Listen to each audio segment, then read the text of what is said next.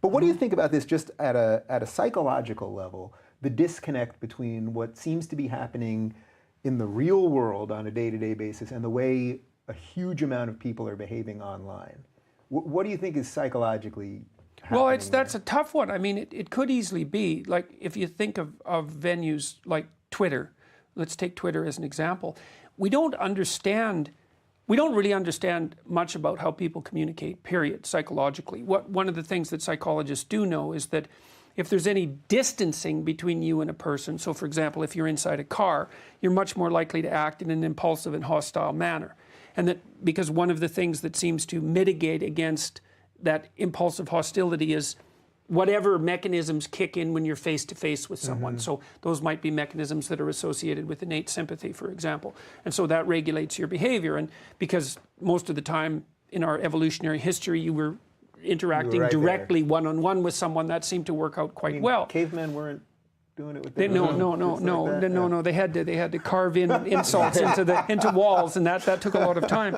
And so, but on Twitter, like, it could easily be, I read this little article here a while back showing what words needed to be in content for those to be most likely retweeted, and they were almost all high-level negative emotion words. And so it could be you have this huge pool of people, and then it might be that only the person who's in a bad mood and is irritated that day, or is sort of chronically like that, or dispositionally like that, let's say, and who is specifically angry about something that they saw right then, is likely to tweet. And so that gives you this tremendously skewed view of the consensus. Because you assume, like, if there's 100 people that show up in a mob outside your door, you assume that there's more than 100 people mad at you, right? They're a representative of a much larger group. On Twitter, you can't tell if the 30 people who say snarky things, especially anonymously to you, you can't tell if they're representative at all. And they're likely not. And you know, that very narrow bandwidth, that 140 or 280 characters, might also be something that really facilitates angry, impulsive responding. And so we don't understand any of this psychologically. I mean, I think there's something else happening too, and that is that both Twitter and Facebook, all social media, is basically something different in human history in the sense that it's just a crowd without a purpose. So it's a crowd looking for a purpose, meaning that throughout human history, when you actually had to have face-to-face interactions with people, the only reason you would show up in a crowd is because the crowd had a purpose. So where were you typically doing this? Is you were going to a church, right? Everybody was there to worship. Everybody was there with a common goal in mind, right? You were a member of the army, and so there's a common goal in mind. Anytime you were getting together, it was because there was a party, so everybody was there for the party. Twitter is legitimately people waking up and just, I want to interact with other humans. There are no other humans around. And so I'm here, and you're here, and we're all here. And look, somebody just said something.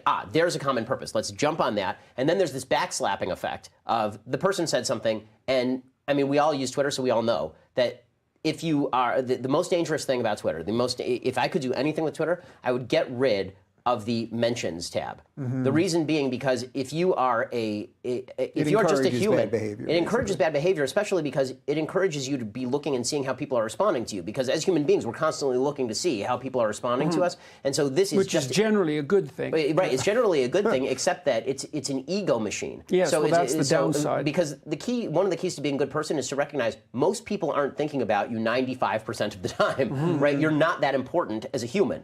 And so in order for you to be important, you actually do something important. But because Twitter functions in such a way that all you get is that feedback loop, it encourages you more and more to look for more of that feedback. It makes you feel good. I mean, you get a little endorphin rush every time there's a nice comment about you. You're fresh for more nice comments.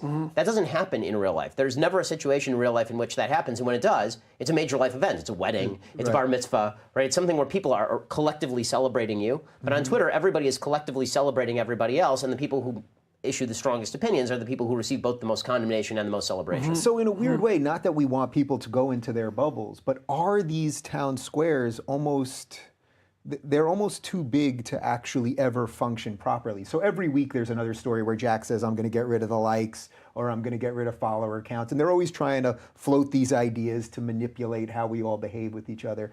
But in an odd way, having everyone from everywhere on these platforms really doesn't make sense in some bizarre way. I'm not saying that we should be in separate platforms. Well, there's no community. Yeah, because which is Ben's point. Right, so it's like we need something that has community, I think, but then the danger is that we end up in our little echo chamber. Right, I mean, the need it's fascinating because if you look in other places in the internet, just structurally, the way that the community works is a little bit different. The way that it works, or it used to work 10 years ago when people actually visited websites directly, was that you'd have something like at National Review The Corner, and it was a bunch of people, like us, sitting around and discussing ideas back and forth, like a group blog. Yeah. And it was restricted to the people who were discussing the ideas. And then below that... Or a video game board or anything else. Exactly. Yeah. And then below that, you'd have the comment section, which was all about those particular conversations. Because Twitter is fragmented, there's no actual conversation taking place on Twitter.